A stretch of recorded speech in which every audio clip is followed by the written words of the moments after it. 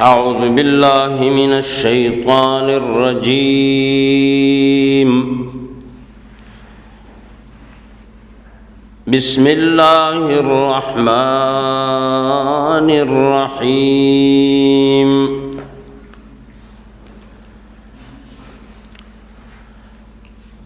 قل للمؤمنين يغضوا من أبصارهم ويحفظوا فروجهم ذلك أزكى لهم إن الله خبير بما يصنعون.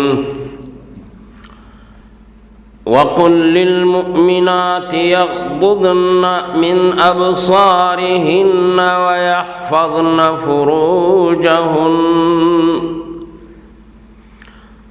ويحفظن فروجهن ولا يبدين زينتهن إلا ما ظهر منها وليضربن بخمورهن على جيوبهن ولا يبدين زينتهن إلا لبعولتهن أو آبائهن أو آباء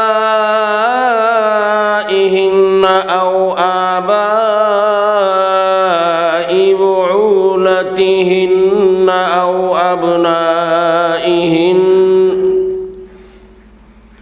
أو أبناء بعولتهن أو إخوانهن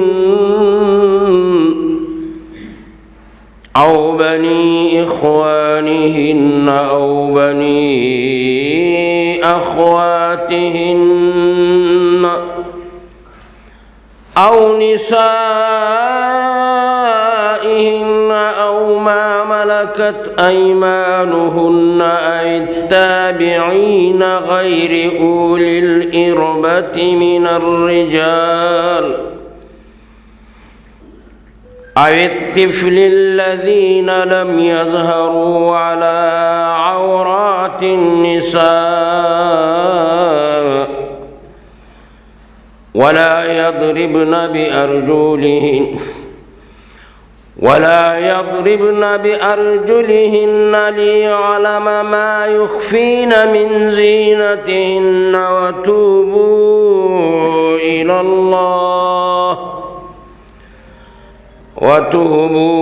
إلى الله جميعا أيها المؤمنون لعلكم تفلحون. صدق الله العلي العظيم.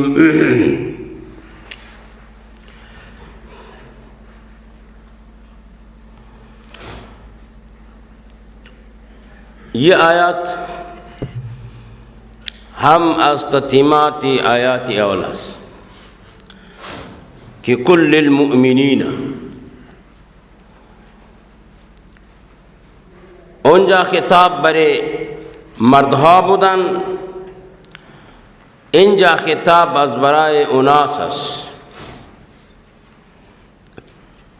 मर्दुज़न हर दू अज तरफ अल्लाह रब्बुल इज़्ज़त मुकल्लफियत दारत अज़बराए सद ज़राए मिनल फ़साद चरा कि फ़साद चुनाने की अज़मर्द सुदूर में आबद आम चुनान या अज उनासम सरजद में शवत पस हर दू मुकल्लफ बइनास की सद्दी ज़राए फ़साद रा बुकुनत हुए हुक्म बमोमिना अस्तन मर्द मोमिन ज़नी मोमिन हज़रत इमाम अबू दाऊद व इमाम तिर्मिज़ी रहमतुल्लाह अलैह हर दुइश हम दर अबू दाऊद हम दर तिर्मिज़ी रिवायत राज उम्मी सलमा रदियल्लाहु ताला अन्हा नकल में कुनत।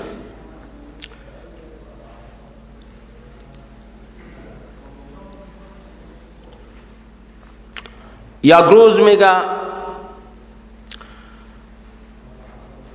माँ बपीश हजरत मोहम्मद रसूलुल्लाह सल्लल्लाहु अलैहि वसल्लम रफ्तिम दर इतो हालत रफ्तिम कि हजरत मैमूना रदियल्लाहु ताला अन्हा हम बपीश रसूलुल्लाह सल्लल्लाहु अलैहि वसल्लम वजूद दाश्त, यानी बेईमाना के नंबर अज हज़रत उम्म मैमूना बाद हज़रत मोहम्मद रसूलुल्लाह दर आंजा दरोता के उन्हा बुदान वमा उनजा आमदिम फसमम बा हमरा ईशान शुश्तिम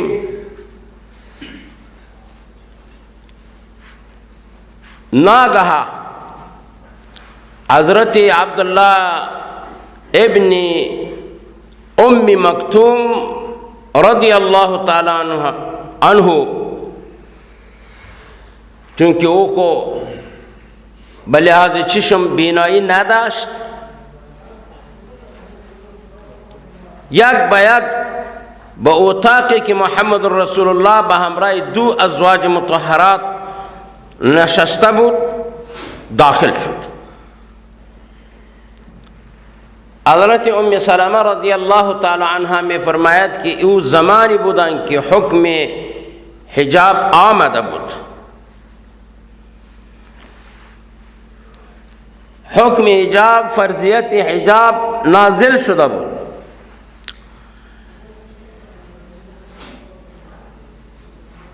नबी अलैहिस्सलातु वस्सलाम की हज़रत अब्दुल्लाह इब्न उम्म मक्तूम रा दीद कि दवताक़ दाखिल शुद, नो बराए हरदु ईमान उम्मे सलमा और हज़रत मैमूना रदियल्लाहु ताला अन्हुमा में गोयत कि ममा रसूलुल्लाह गोत के इहतजिबा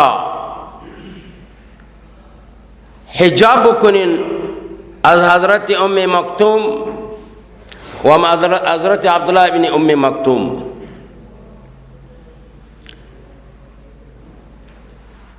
मैं गैना बरे मा गुफ्त ख़ास कर हज़रत उम्मे सलमा में गा ए इंतहाई ज़नी हुशार बुद। फ़क़ुल्तु या रसूलल्लाह अलैसा हुवा अअमा, ये खुकूरस आज हिजाब ची माना ला युबसिरान इना मारा नमी बिनाद वताई कि उरा बऊ कसी मारा मारिफी न कुनद मारा नमेशना साहम। नो नबी अलैहिस्सलातु वस्सलाम बरिश गुफ्त अवा उम्यानानी अंतुमा खैरस खुकूरस शुमारा नमी बिनत, आया शुमा हम खूरस तिनूरा नमी बिने चेग अजीबास, यानी हिजाब करदन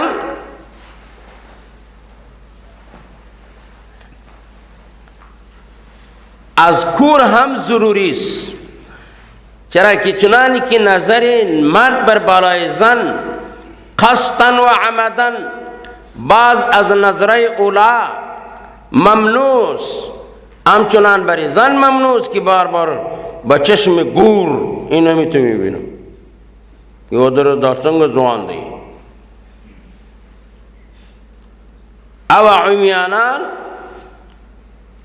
या अमा अवा उम्यावानी अंतुमा वलस्तुमा तुबसिरान,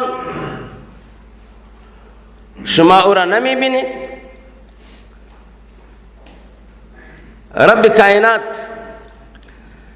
बरी बंदहाय खुद एक अजीब मुस्बत माशरा सालिम माशरा रहनुमाई में कुनत। कुल भी गो है पैगम्बर अलैहिस्सलातु वस्सलाम लिलमुमिनाती अज़बराए ज़नाई मोमिन हुक्म आमस यग़ضضन मिन अबसारिहिन्न, कि इनहा चश्माए खुद را پایان بیاندازد، نظر نکند مردها را.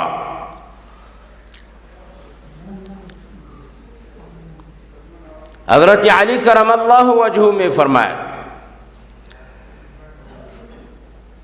ان رجلا مر على عهد رسول الله صلى الله عليه وسلم من طرقات المدینه، یک مرد در راههای مدینه، در کوچه های مدینه منوره تیر می شد. فنظر الى امرأة، ناگهان یک زن پیش رویش آمد. حضرت این مردکه میگه به طرف او نظر کرد و نظرت الیه، او زن هم به طرف این مرد نظر گور انداخت، عمیق نظر انداخت.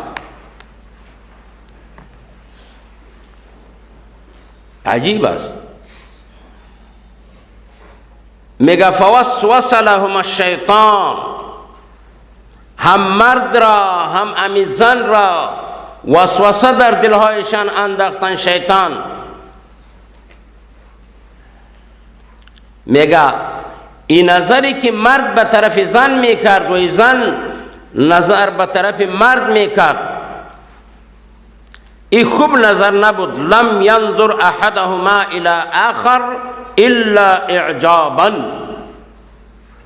یعنی یک دیگر را خوش کرد در عین حال. قلب یکی به دیگر مایل شد.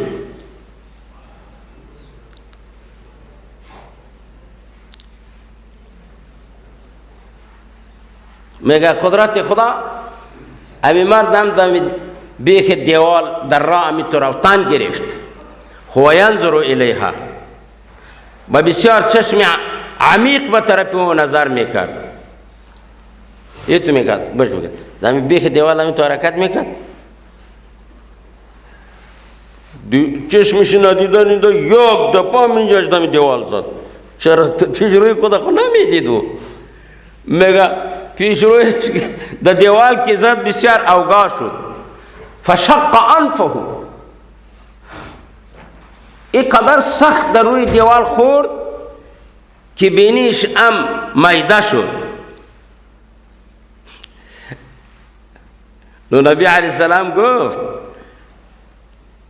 لا اغسله الدم، این خون را از بینی پاک نکنین. یا حضرت علی کرم الله وجهه گفت که خون ای را از بینی پاک نکنین حتی آت رسول الله صلی الله علیه وسلم، تا که این مردگه با پیش رسول الله یک دفعه نرود. و مردم رسول الله صلی الله علیه وسلم را خبر کرد. ابا زورا تلبیس که سکت که چی گپ بود؟ صحابه خود دروغ نمی گفت. گفت یا رسول الله نمی تو یک کار بود دیگه، طرف او نظر می کردیم چشمه بغل دیده ایستاده بود، یک به یک رو به دیوال زدیم بینی من اینمی تو شد. گفت وقال النبی علیه السلام جناب هذا عقوبة الدنیا، ای خود دنیا الله رب عزت بریتا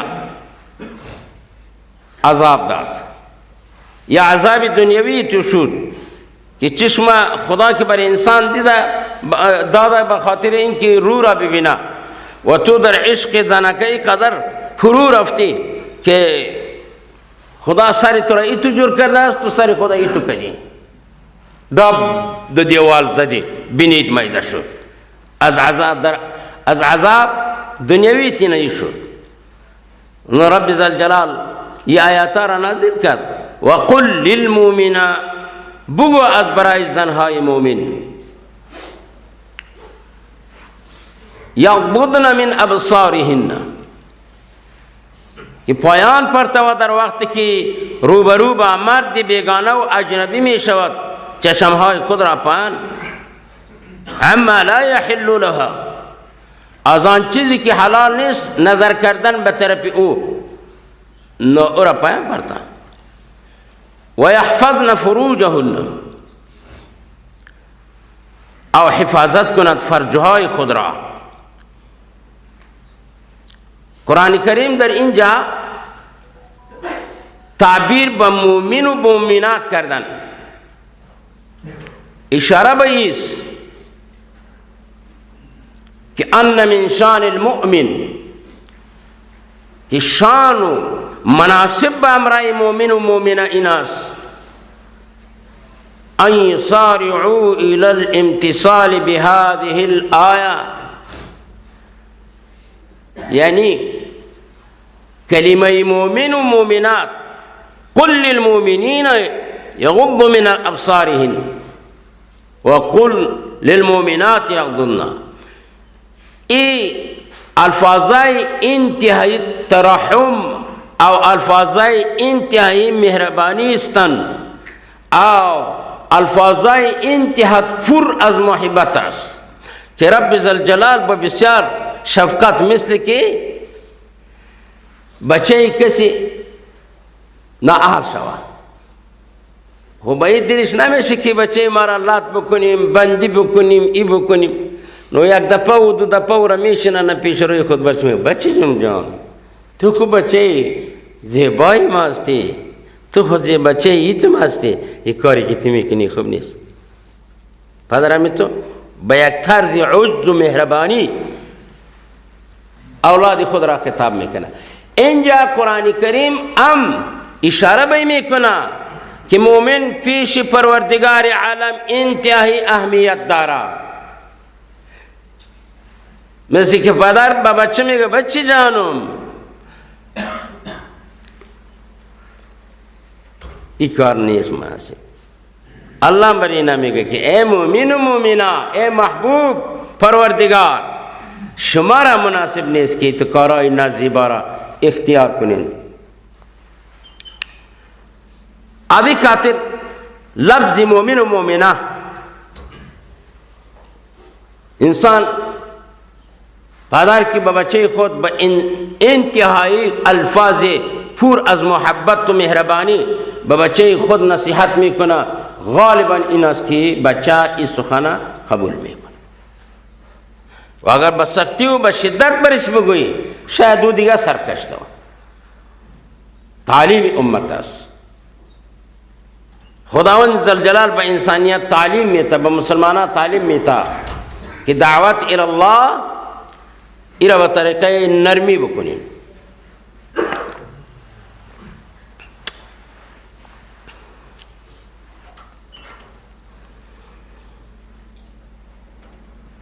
باقی دوم مسئله ایست که قرآن میگوید وقل للمؤمنات یغضضن من ابصارهن. مراد از غض این نیست. این غض است. ببین کور میشیم هیچ چیزی را میبینیم. الله غرضش نمی نیست که چشمایتان پت بکنین. اغماض العین مراد نیست، بلکه مراد ازی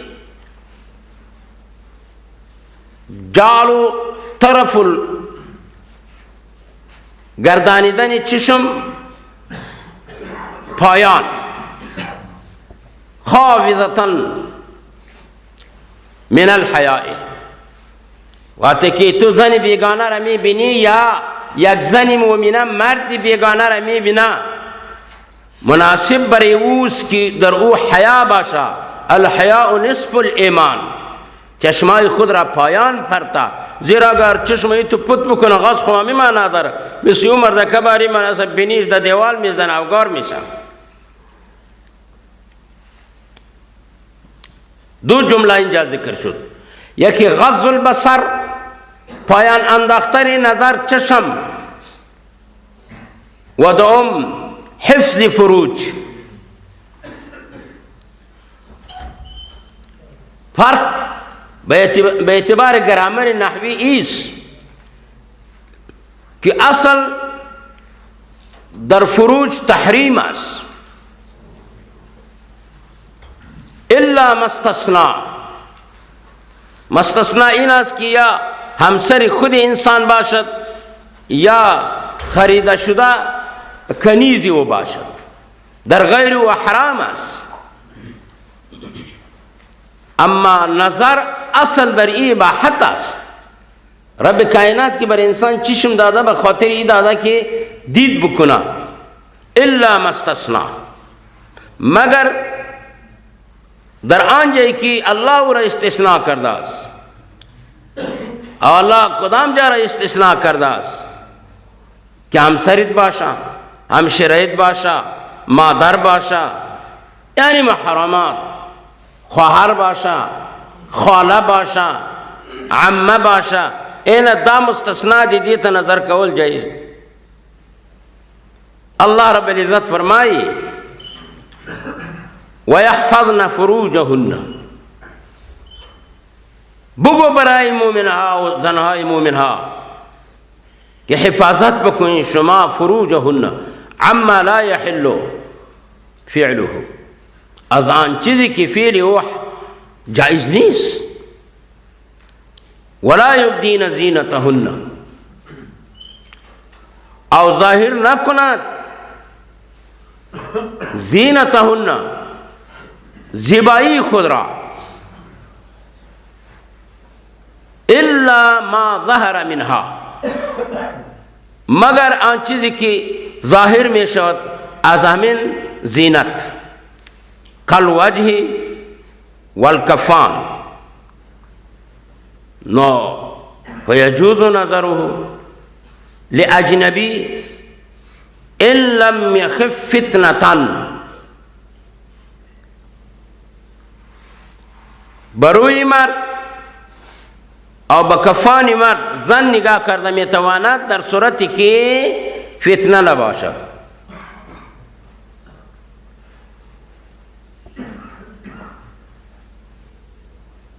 دیروز ما خواندیم که این صرف در صلات است. حدیث را برتان پیش کردیم. این صرف در صلات است، در غیر صلات چرا؟ این خو عقل انسان بری راهنمایی میکند که تمام محاسن زن در روی است، تمام محاسن. پس هرگز پروردگار از دیگه جایی که در او قدر زیبایی نیست او را میگه پود کو، او جایی که مدار زیبایی در اوست او را لچ بکو در نوی هرگز شده نمیتونه. پس معلوم است که اینجا صرف در حالت صلات الله حکم ای میکند که روی او کف اگر بیرون چیز باک ندارد.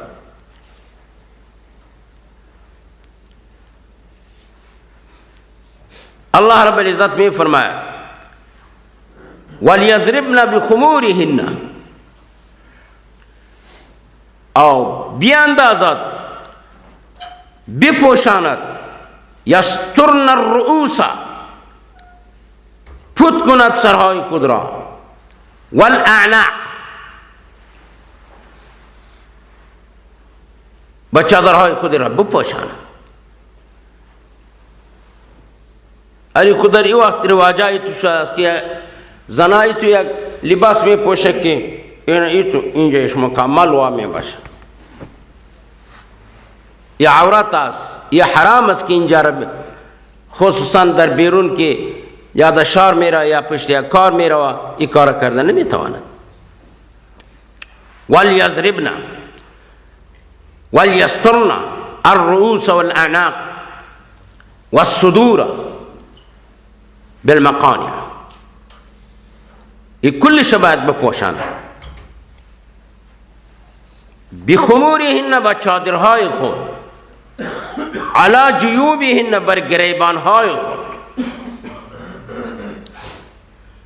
علماء نوشته است که مراد از جیوب که گریبان را میگوید. اینجا ما برتن پیشتر گفتیم که بعض زنها اینو چی میکنه، اینجا را مکمل لچ میمانه، این تو کرتا جور میکنه. مفسرین نوشته است که والمراد من الجوب البدن کله، کل بدن مراد است. چرا که کل بدن زن محل زینت است.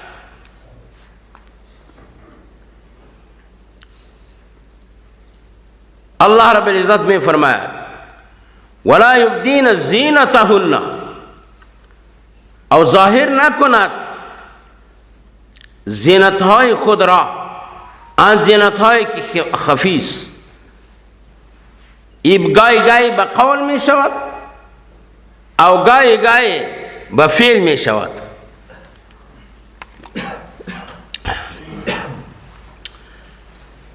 شعرای فاسده اشعارش اگر انسان مطالعه بکنه نو اونها رغبت مردم را به طرف زنها مائل می سازد، یا به حرکات او یا به سخنهای او. دا متنبی چې سړی ووایي دا متنبی نه ده، دا متنبی دا خلک ادب بولي نو هغه خو ټول ښکنځل دي وروره، کلش دواس خو مردم میگه ادب است، خو البته لغت عرب است. زیبایی زنها را به مردم نشاندهی می کند، گاهی گاهی به حرکت و به رفتار او گاهی گاهی به سخنها چې داسې نازکې خبرې دي، داسې نازکه ژبه ده، داسې داسې کېږي، داسې داسې دي. دا شاعران داسې وایي.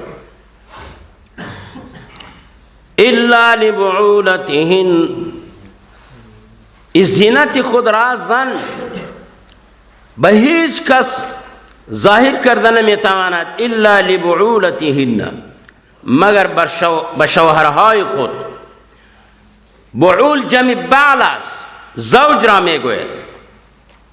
او آبائهن، یا به پیش پدر اگر بشند او زینت او ظاهر شود باقی نداره، جرم نیست، لیکن مناسب باز هم نیست که او جایی که مناسب نیست که پیش پدر خود انسان ظاهر بکنه.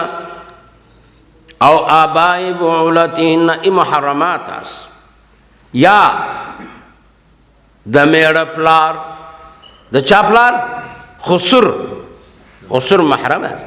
چنانکه محرم او کسی است که ابدالابد نکاحش با امرای او نشود. او آبائی بعولتهن او ابنائهن، یا بچه های همین شوهر. مثلا یک زن است قطعی یک مردی نکاح کرد که او زن دیگر هم داشت، از او جوان بچه داره،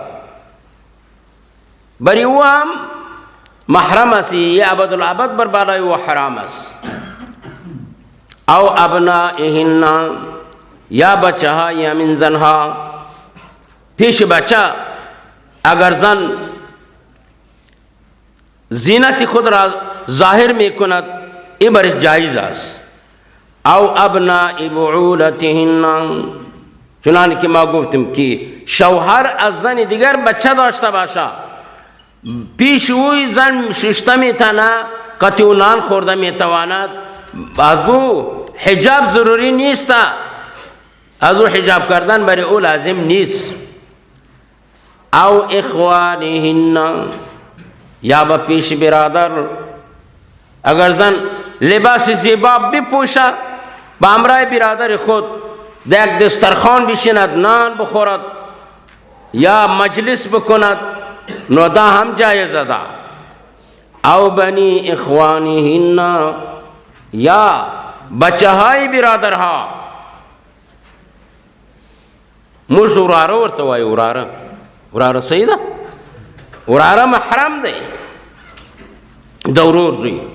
او بنی اخواتهن، یا بچه های همشیره چې خوریی ورته وایو موږ، خوریی، نو د هغه دپاره هم دا ضروري نه ده چې دا زنانه د هغې څخه دونې ستر وکړي لکه د یو اجنبي څخه چې کوي.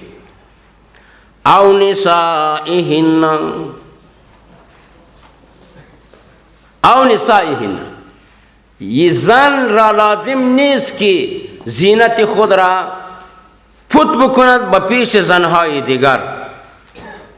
و البته مراد از زنها زنهای مؤمن است، عفیفات است. دا دمانی ندی، دا دمانی شزی، دا غزلخانی شزی کنه کی است؟ نامش بعضش بسیار مشهور است. نه، مسلمان مؤمن بیبی قطعا دا هغې دپاره دا جایز نه ده چې د نغمې سره مولا صاحب پر یو مجلس کښېني او لڅه پڅه ورسره کښېني. دا خبره پوه. ادی خاطر مفسرین نوشته کرده است که او نسائهن قید احترازی است خرج به الكافرات فلا يجوز للمسلمة الكشف للكفار که زینتهای خود را انکشاف بتبریکی زنهای بیدین و دما یا کافرا او بنی اخوانهن او بنی اخواتهن او نسائهن. مفتی صاحب رحمت الله علیه میگو گفت دا بازار کی چی گرزی او بی حجاب گرزی، زنهایی کی در بازار گشت و گذار دارد او بی حجاب می گردد، اغا ویلا چه دا شاملاتی دی. دیتا نظر گول گناه نلری. دا داسی دی لکا حمارانی چی پا یو میدان گرزی او مالا سڑای ورطا گور، حمار تی سڑای گوری گناه لری. دا دای شانی دی. چقدر الله رب العزت زنهای بی ادب و بی حیثیت را چقدر تخریب بیکنه پروردگار. دا شاملات و حیثیت لري، دیتا قتل گناه لري. ځکه دی خپل ځان دیتا آماده کړی دی چې بعد زه بې حجاب ووسیږم. او ما ملکت ایمانهن، یا آن غلامی کی مالک است دستا یا من زنهای عفیف، چرا که او خروج و دخولش چرا که او خدمتگار می باشه.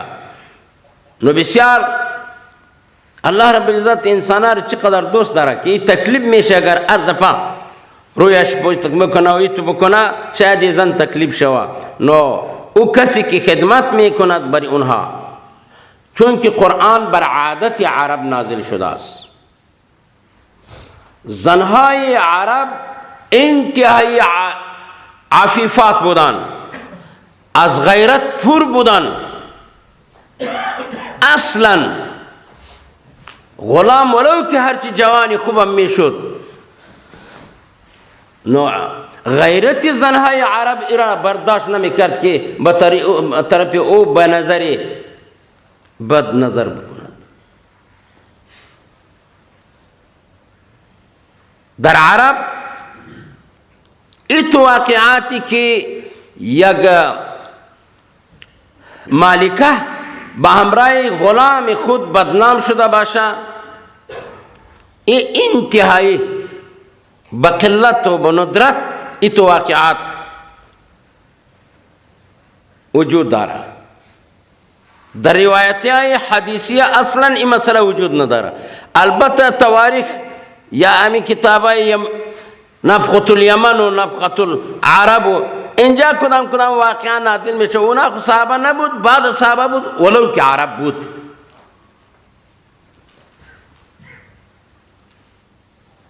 او ما ملکت ایمانهن،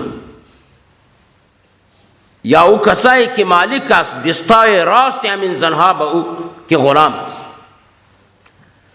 او التابعین، یا او کسایی که تابعین است. تابعین مردم غریب و مسکین که به دروازه های مردم استاد میشود به خاطر طلب کردن طعام.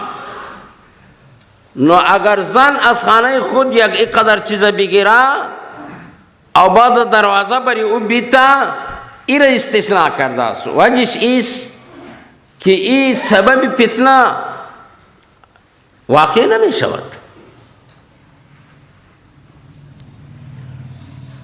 اوی تابعین غیر اولی الاربتی، تابعینی که خاوند حاجت نیستن من الرجال از رجال، یعنی در این دو قسم مردم داخل شد. او مایده بچایی که اصلا کیفیت زن مزه زن را نمی فهمه که زن چی است، او یا او مردمی که انتهایی سفید است، او حاجت به مرد ندارد، به شوهر و یا به جماع حاجت ندارد، امی تو می سفیدا. اگر این زن ای را ببیند او زیبایی او را ببیند نویم یک قسم جواز است. اوی تابعین یا کسانی که تابع استن او غیر اولی الاربتی نیستن اونا خواندان حاجت من الرجال، اصحاب الحاجت الى النساء نیست. اسمی سفیده را هم میبینی از همه چیز مانده است، چرا که غرض از حجاب سدباب فساد است، در او اصلا فساد متحقق نیستن دیگه، او ختم است بیچاره. او الطفل الذي لم يظهروا على عورات النساء، یا آن میده اشتکایی که لم یظهروا لم یطلعوا خبر ندارد اونها على عورات النساء، جماع را نمی فهمد، نو فیجوز ان یبدین له زینت خود را ظاهر کنه برای امی مردم. خود در اینجا یک قید تمام مفسرین نوشته کرده است که ای ابداع زینت معدا بین السرة و الرکبه، که ما سوا السرة و الرکبه، از ناب گرفته تا زانو را ای را اظهار کردن به هیچ کس جایز نیست، نه به پیش پدر، نه به پیش برادر، نه به پیش خواهر، نه داخل ای جایز نیست. ولا یضربن بارجلهن، ای زنهای مسلمانا زمین را نزنین به پایها، که مردم متوجه شد که مانا یا آیات در اصل حقیقت منع می کند اظهار وسوسه را، زیرا که یک زن ولو که می سفیدم باشه الله رب العزت تمام ذرایع فتنه را بند می کند، خواه برای مرد باشه خواه برای زن باشه. این بیچاره خواه اگر که کمپیر زن است، خو د دې وجه خو ټول په قاولی کلی چې کدام وقت که زن حاجت پیدا کند به بیرون رفتن، نو امی اصلی لباس شباید بکشه، لباس مهانه کونه را بپوشد، چپلکای را به پای بکند که کش کرده می در آمی تو کش کرده می را.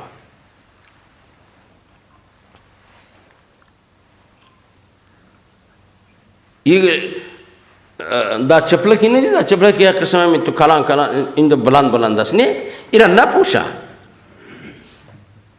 ولی فإنها اذا مشیت کانت لها صوت پیدا میکنه. مردم واقعا ایرا کوئی آدم باید تجربه بکنه، فکر بکنه که می قرآن کی چیزی برای ما میگه ایتا چقدر تطبیق است در همی روزها.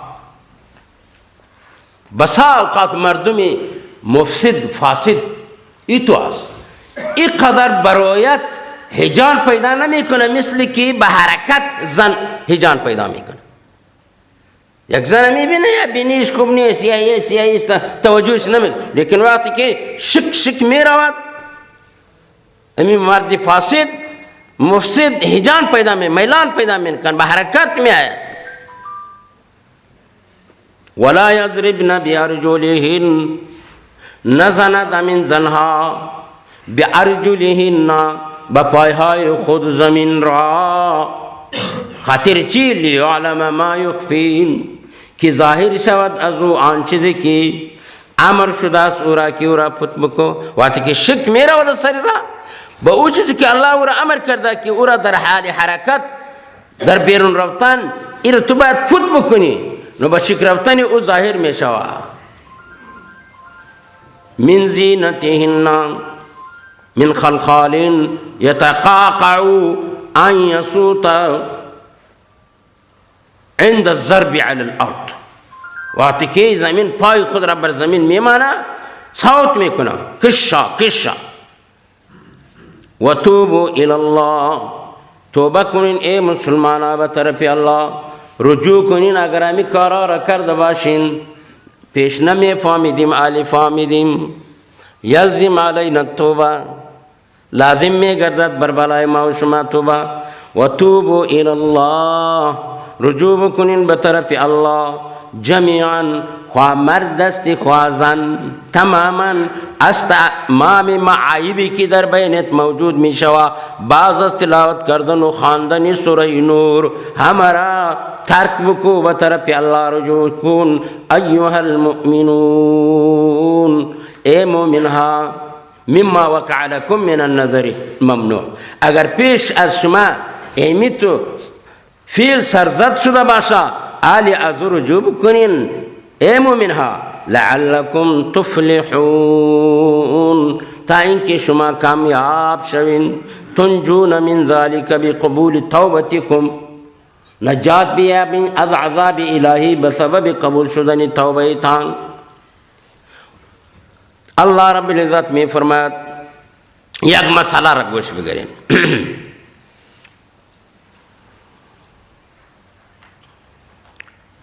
غلام در عرب بسیار عام عادت بود، زن مستقل غلام می داشت، ملکیتش می بود مثل مال، مثل که زن در این وقتا موتر داشته باشه. آیا می غلام بری زن چی حکم داره؟ محرم است فیجوز دخوله علیها، اگر این محرم قرار بگیرد ناجایز است داخل شدن این غلام بر بالای همین مالکه.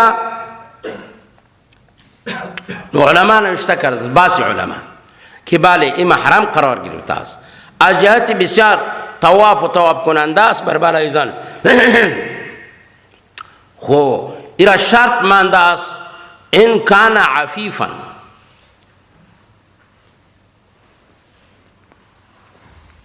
نو اگر او به طرف مولای خود یعنی همین کنیز مولای خود که همین زن است طرف او نظر می کند نو باکی ندارد.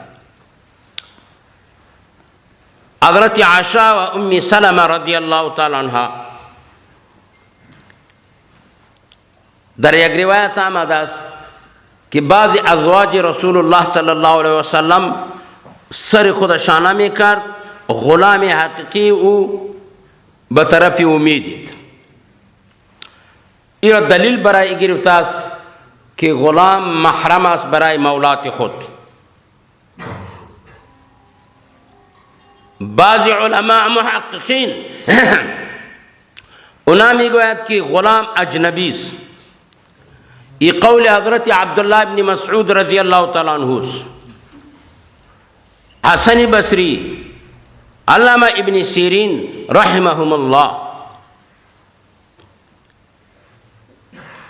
حتی انامی گوید کہ والعبد لا ينظر الى شعر مولاته، غلام حق ندارد کہ بموی مولائی خود یعنی مالک خود بنگرد. طاووس رحمت اللہ علیہ جلیل القدر تابعیس، او می گوید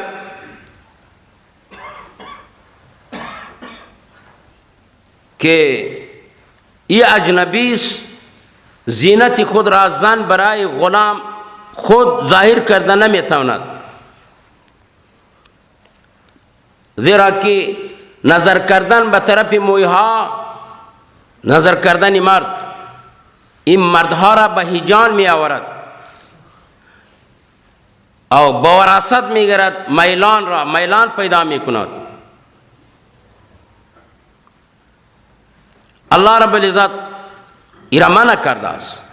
صرف پسان انشالله در سوره احزاب مسئله میاد که غلام به همراه مولات خود به کدام طریقه عمل بکند. الله می فرماید لعلکم تفلحون وانکحوا الایام. تیم پورا سکن.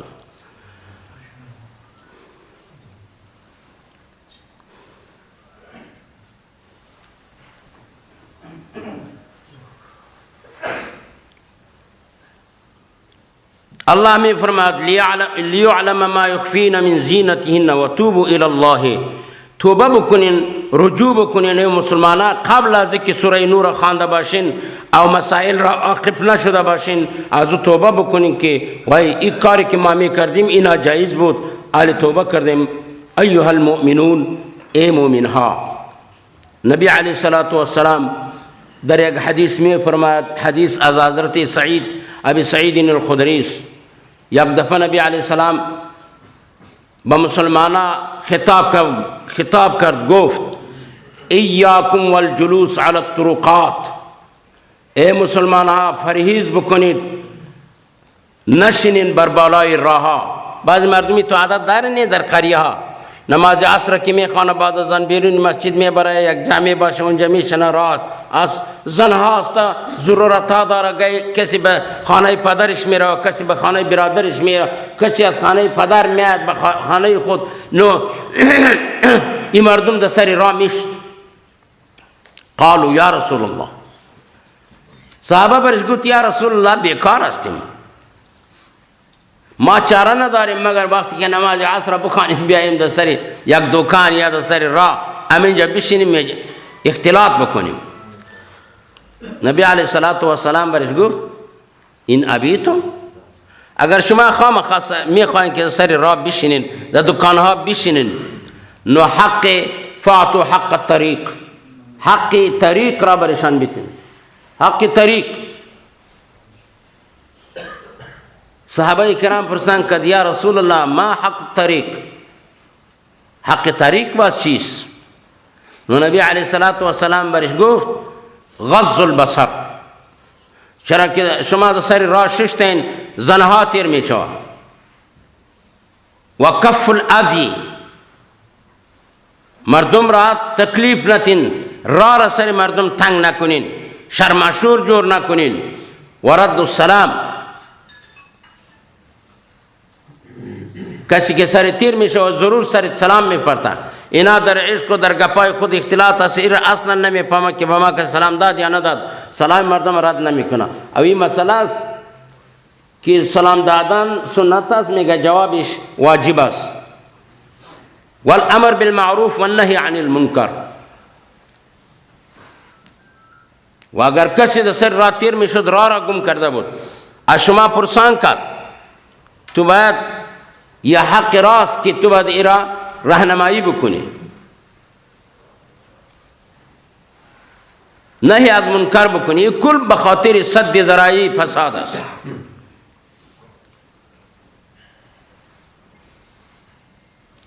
الله رب العزت فرمود و توبوا الی الله، توبه بکنین، رجوع بکنین به طرف الله جمیعا تمامتان. ایها المؤمنون، اے مومنان، مما وقع لكم من النذر الممنوع لعلكم تفلحون تنجون من ذلك لقبول التوبه. که خداوند ذوالجلال توبه تان قبول کنه که پیش از این کار کرده باشین او را الله برتان معاف کنه. و آخر الدعوانا ان الحمد لله رب العالمین. صدق الله العظیم.